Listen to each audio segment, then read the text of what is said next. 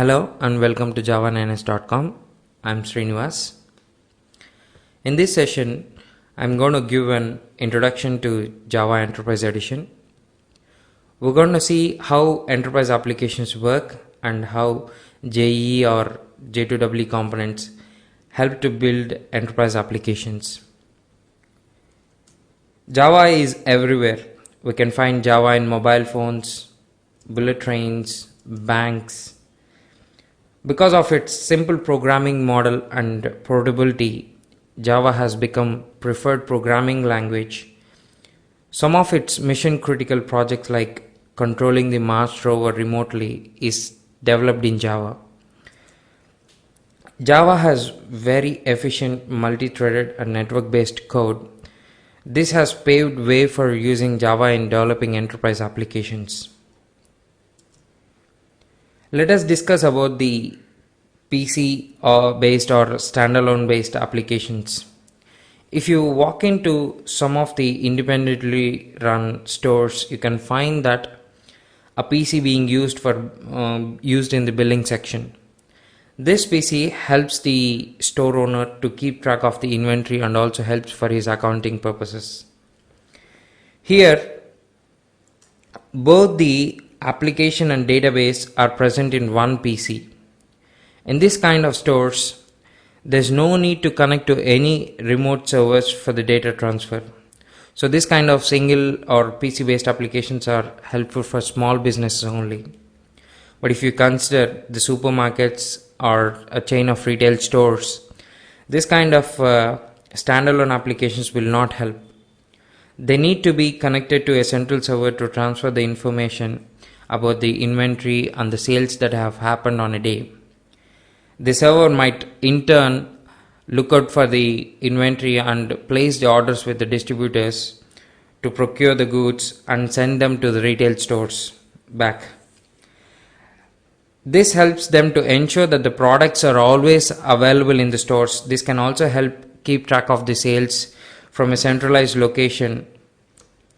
So the bigger businesses, there comes the need for the client and server based applications to keep track of the data. Now let us look at the client and server relationship. It's very simple. The client sends a request and the server responds with the data. Now, to understand the concepts better, let us think that we need to develop a client and server based application from the scratch.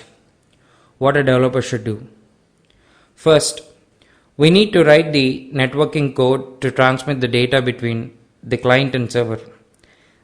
Then, if the data is confidential, we need to write the encryption and decryption algorithms. That means the security code. If the server is supporting multiple clients, then it should be programmed to support the load balancing with other servers to give better performance during the peak load. And also, effective pooling capability should be there for the objects. And at last, it is the business logic that needs to be written to run the applications like billing and inventory management. So the network based code, clustering, object pooling and security code are called the infrastructure code. This kind of code is needed for any application that should run in the client and server environment.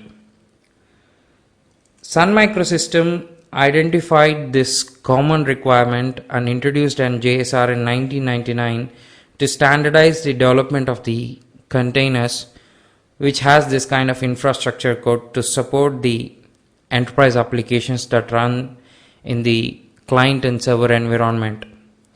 They have shared these specifications to the world, and some of the companies like BEA Systems, IBM, Apache Software Foundation, etc. have come forward to develop the containers based on these specifications, and they have developed the containers like BEA WebLogic, IBM WebSphere, Tomcat and JBoss. These are the containers that support the enterprise applications. Now, It is important to understand the difference between the container and the component. A container is something that gives the support for secured communication over the network, whereas the component is the application code that runs the business logic like inventory management or supply chain management in the client and server environment.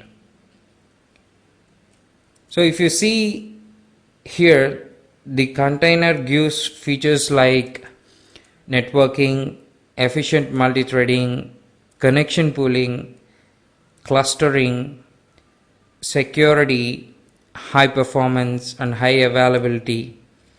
The component inside the container uses these network infrastructure code to execute its business logic when the client requests.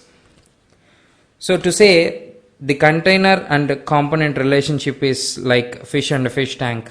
Here the component is like a fish and the container is like a fish tank.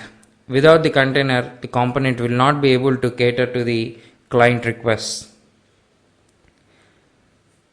In the part 2 of this video, I'll explain about the evolution of the application architectures and how every component of J2E will help building an enterprise application.